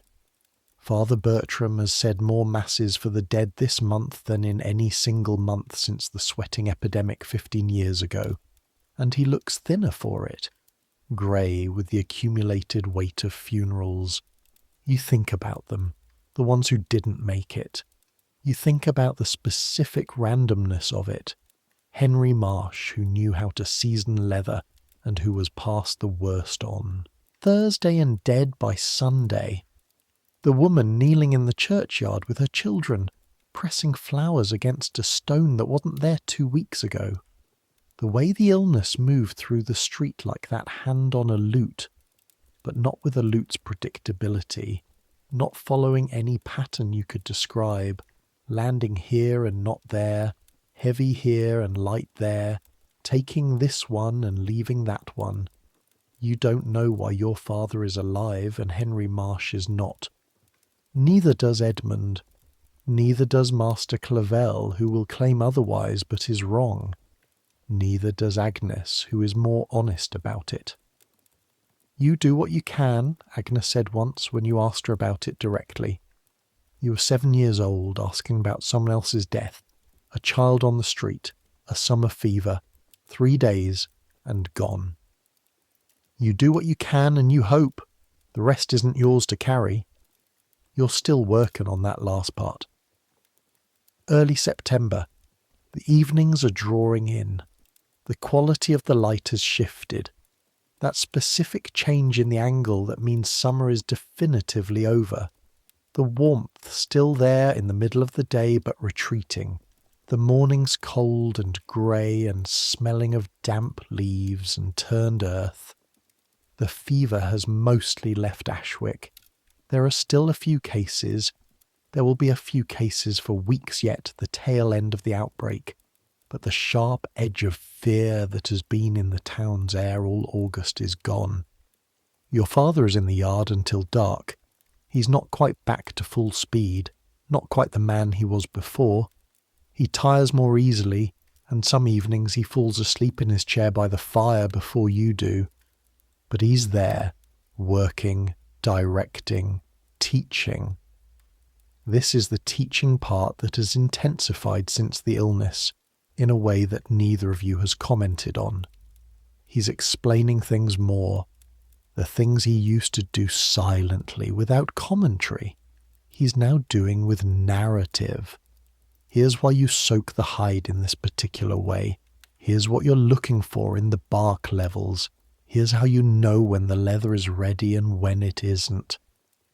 As if he's decided that you need to know this, that you need to know it now, that the teaching can't wait for some undefined later. You're learning. You're writing things down in the evening when he's asleep. A rough notebook. Your handwriting worse than his but getting better. And in it, everything he's told you.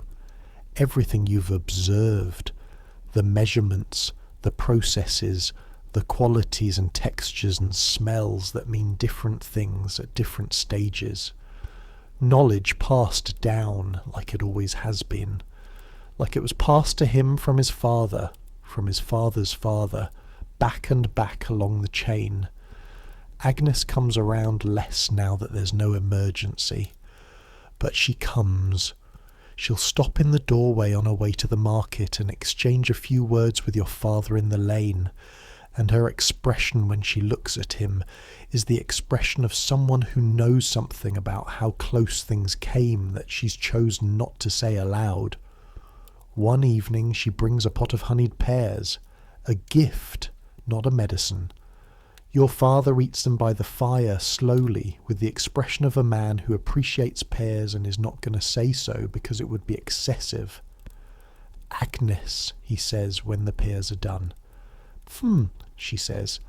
You sat with him, your father says, meaning you, meaning the nights. You sat with my boy. Agnes says nothing for a moment. "We all do," she says, "for each other." This is as close to a speech as Agnes makes. Your father nods. October. The leaves are coming down now. The linden tree in the churchyard that was green and full 2 months ago is going gold at the edges, the colour moving inward day by day. The first frosts have come to the fields to the north of town. The cattle are coming in from the summer pasture. Your father is in the tanning yard and he is well. This is the thing you say to yourself sometimes in the evenings, sitting by the fire while he reads his accounts. The simple version of the past weeks. He was sick, and now he's well. But what you carry from it is not simple. You carry the specific quality of those nights, the way 3 a.m. has a texture now, a specific texture that it didn't have before.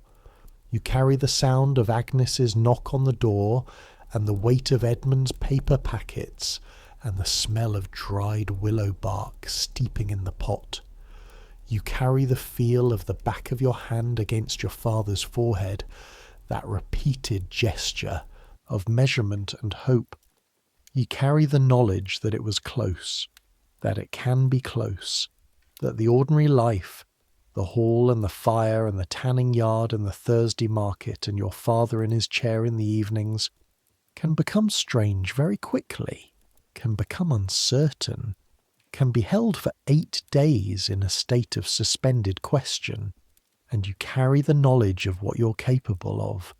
This is the thing you hadn't known before, not what you were capable of when things were easy, but when they weren't, when there was no one else, when the hour was 3 a.m. and the breathing was wrong and there was nothing to do but stay and measure and hope and stay. You didn't panic. You did what needed doing. You held the shape of the household together, the fire, the food, the medicine, the vigil, for 8 days while the most important person in your world burned. That's not nothing. That's a kind of knowledge that can't be taught, can't be written in a ledger, can't be passed through an apprenticeship. It's the kind of knowledge that a particular October evening can give you, sitting by the fire with your father working through his accounts across the room, the hearth warm, the candle burning, the hall smelling of smoke and the faint green of the last of Agnes's herbs still hanging by the kitchen door. Outside, Ashwick is settling into autumn, the market square quieter than in summer. The streets emptying earlier as the evenings draw in, the last light going from the sky at a time that would have been mid-afternoon 2 months ago. The town that went through the fever. That is the town now. The town that was sick in August 1382 and lost Henry Marsh and the carpenter's wife and the child from the North Farm, and lost others too, others you don't know the names of, buried in corners of the churchyard with wooden markers that will rot within 20 years. The town that nursed its sick and burned its juniper fires, and went to Edmund and went to the church and held vigil by lamplight, and did, against many nights' odds, mostly survive. The sound of your father's quill on the page of the ledger, the fire settling, the autumn. It's a Tuesday in October, and you're in the upstairs room. Not the sick room. Not now, not anymore. It's just the room, your father's room, and you're in it because the leather hinge on the window shutter has split and needs replacing, and you've got a strip of cured hide in your hand and the tools to fix it. You work slowly. The shutter latch, the broken hinge, the new strip of hide cut to size, the holes punched with the small awl that hangs on its hook in the kitchen. Simple work, work that uses the hands. Through the window, fixed now, the lane outside, the neighbour's cat on the wall, a woman from 2 houses down walking past with her basket, 2 children chasing something, laughing loud enough to hear through the closed shutters. You look at the room, the straw mattress, dry now, smelling normally of straw, The low chest with the good coat in it, the three-legged stool where you sat for 8 nights, the rushlight bracket on the wall.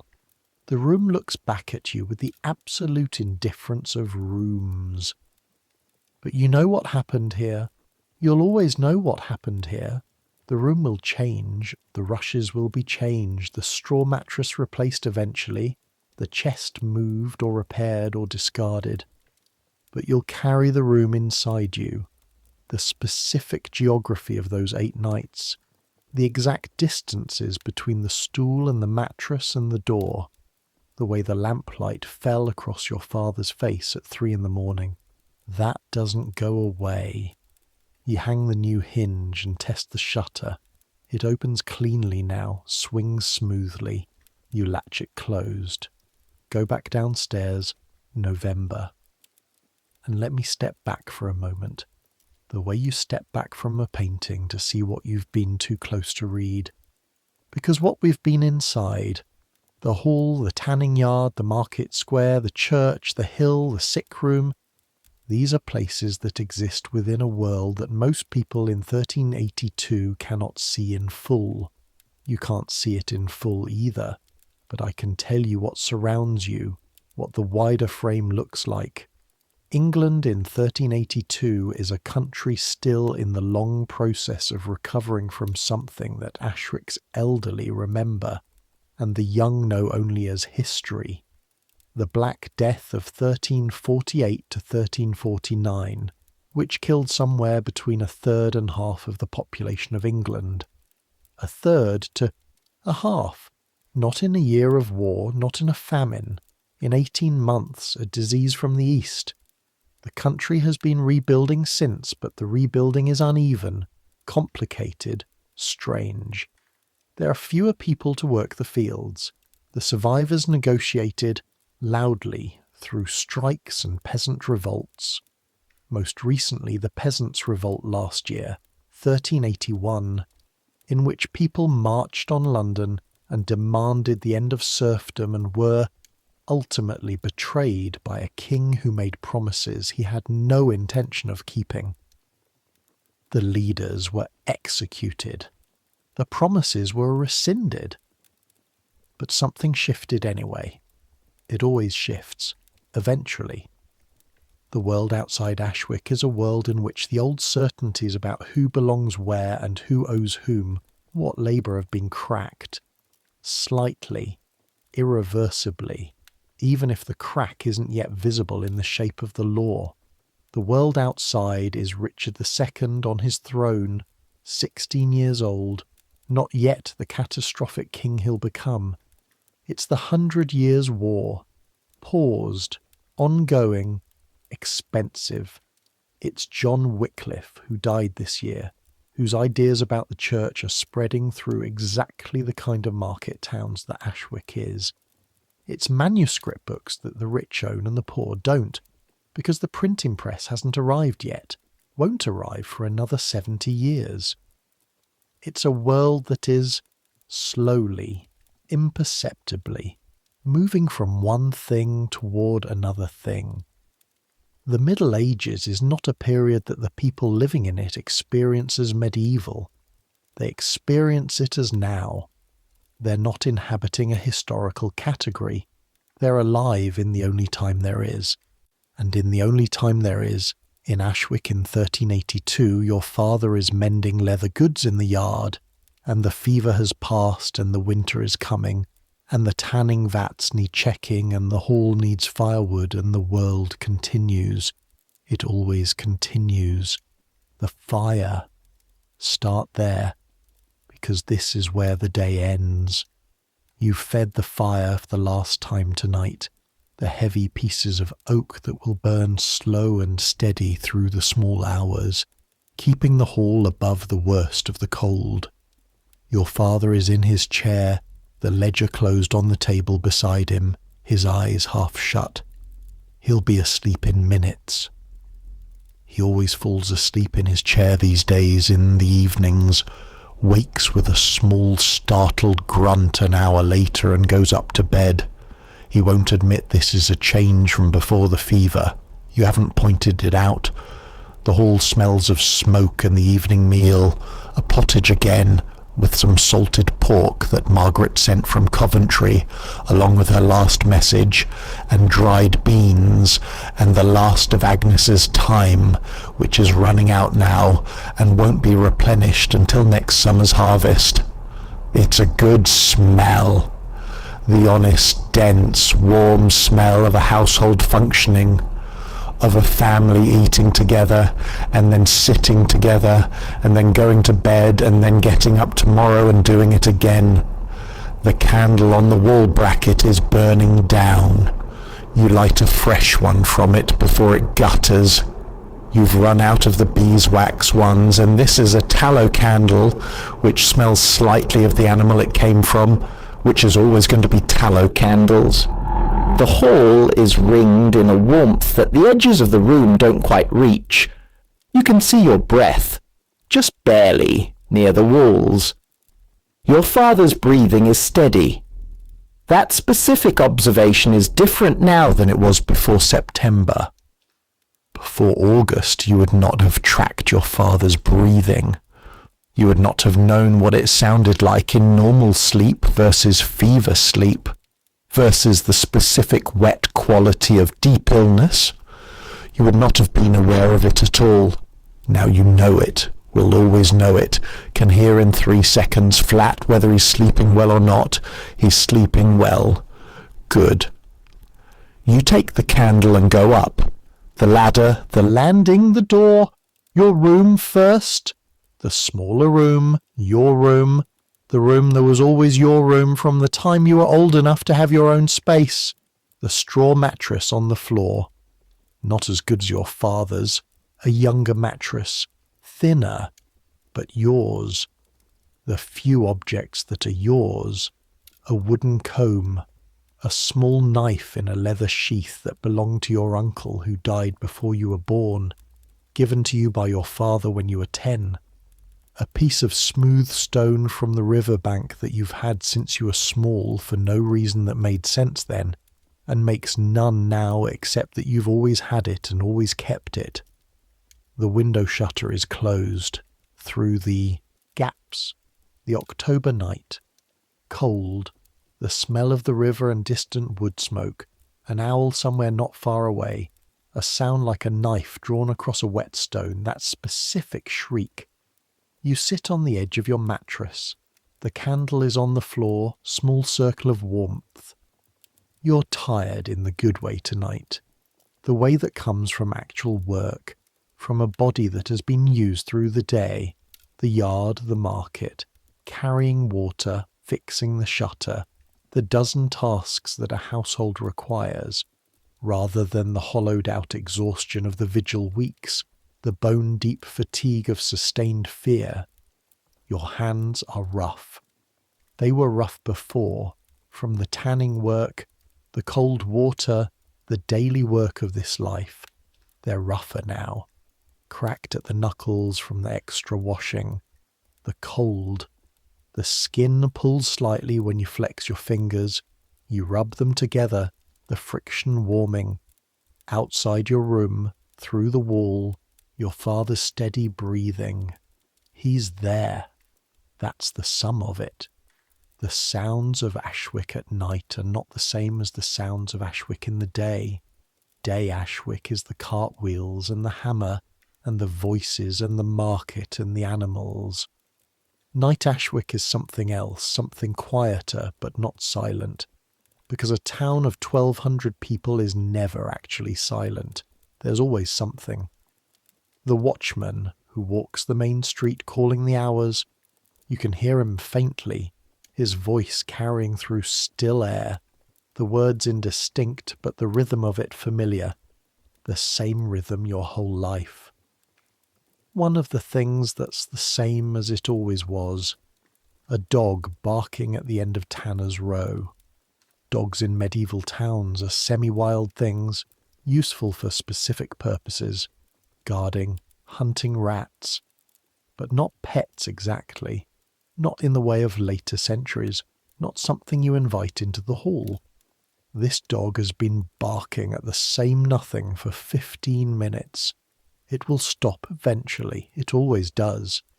The owl again, closer this time, the hunting cry, the wind in the eaves.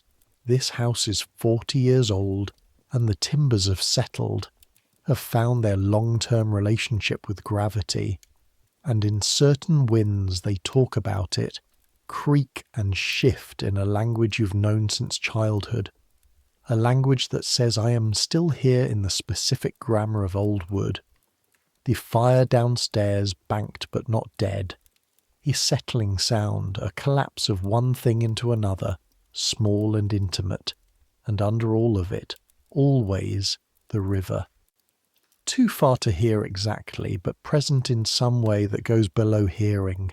Something in the sound of the town itself, the quality of the air. You've never lived anywhere that didn't have the river, and you don't know what that would feel like. These are the sounds. You lie back on the mattress and look at the ceiling, which in the candlelight is warm-coloured, the rough plaster throwing small shadows in the texture. A spider web in the corner, enormous and elaborate, its maker absent. The ceiling that you've looked at your whole life, that you looked at as a child when you were sick and your mother sat on the edge of the mattress and said the things mothers say, and you were not frightened because she was there. The candle will burn out in an hour. Before it does, you'll be asleep. You're learning this autumn what sleep is. Not the mechanics of it. You've always known how to sleep. Everyone knows how to sleep. It's one of the few things that requires no instruction. But the meaning of it, the weight of it. Sleep is the thing you couldn't fully have for 8 days. Sleep is the thing that was always one edge away, always fractured by the sound of breathing, or the imagined change in breathing, or the shift of the mattress, or the wrong quality of silence. Sleep is what becomes precious when you can't have it, which is when you understand what it was all along. It's not nothing. It's not downtime. It's the agreement your body makes with itself. I will let go of the day. I will let go of the watch, the vigil, the count of breaths. I will let the night do what the night does without me being conscious of it. I will trust, and this is the word, trust. I will trust that the world will continue without my attention. That's a thing you had to learn to trust again after those 8 nights.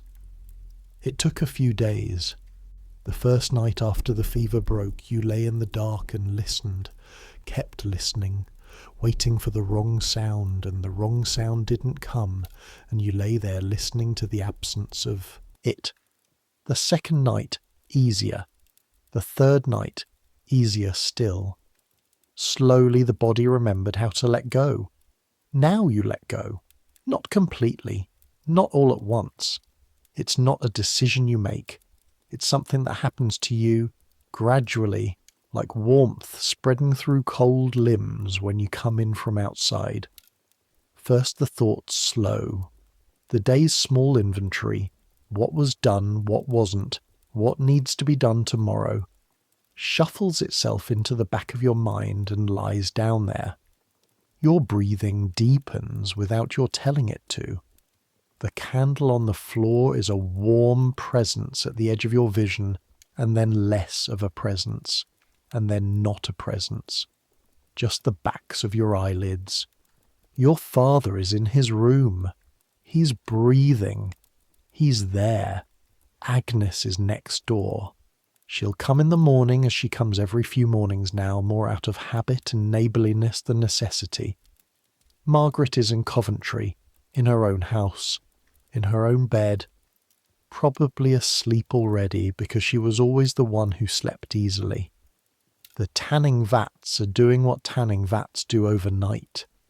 The slow chemistry of bark and hide, the process that will be checked in the morning. You've done everything that needed doing today. The thought arrives with a quality of completion. Done, not finished, not concluded. Tomorrow will need its own things done, and the day after, and on, but done for now. this specific day, this specific Wednesday in October, completed. The candle gutters. The darkness is different from the darkness of the sick nights.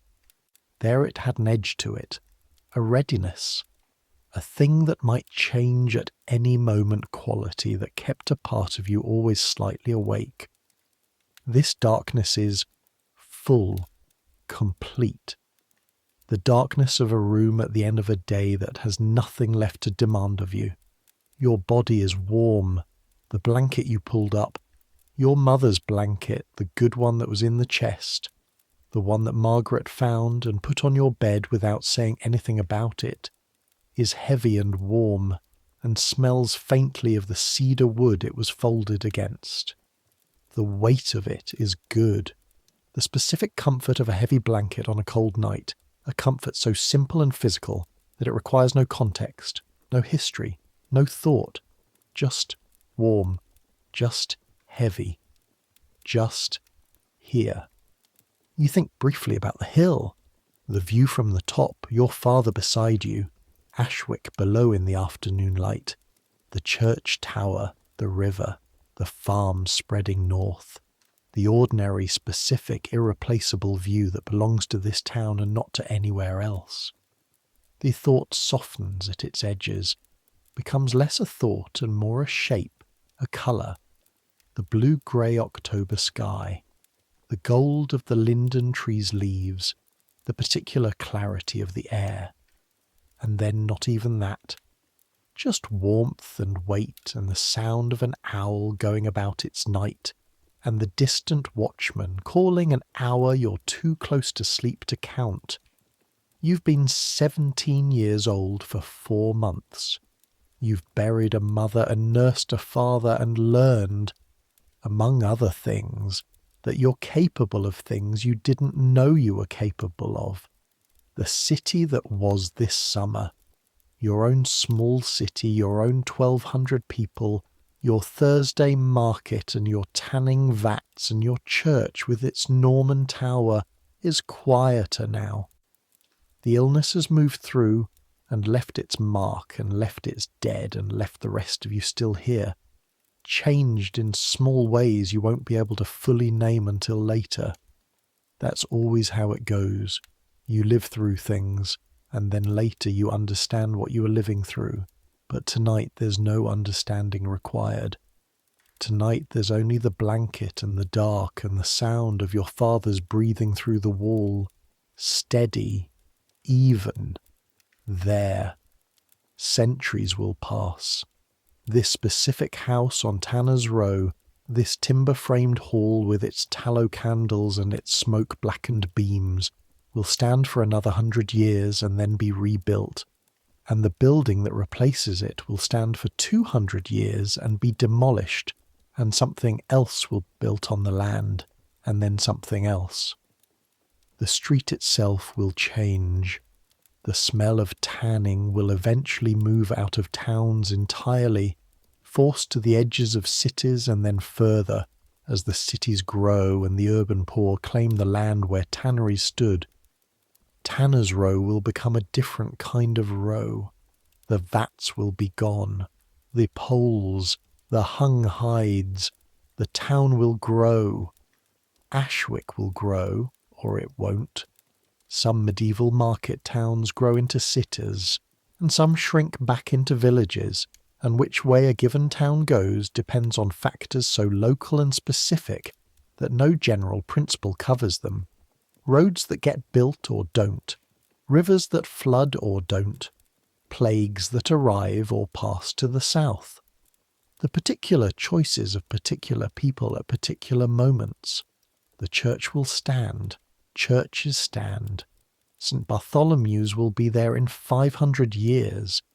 Its Norman tower replaced in the 16th century with a slightly taller one, its interior repainted after the Reformation, its graveyard filling and overflowing generation by generation. The hill will stand. Hills stand longest of all. The hill with the hawthorn along its edges where you went with your father in September. People will walk up that hill in every century between now and any century you can name, and they will stand at the top and they will look at the town below and they will feel what you felt.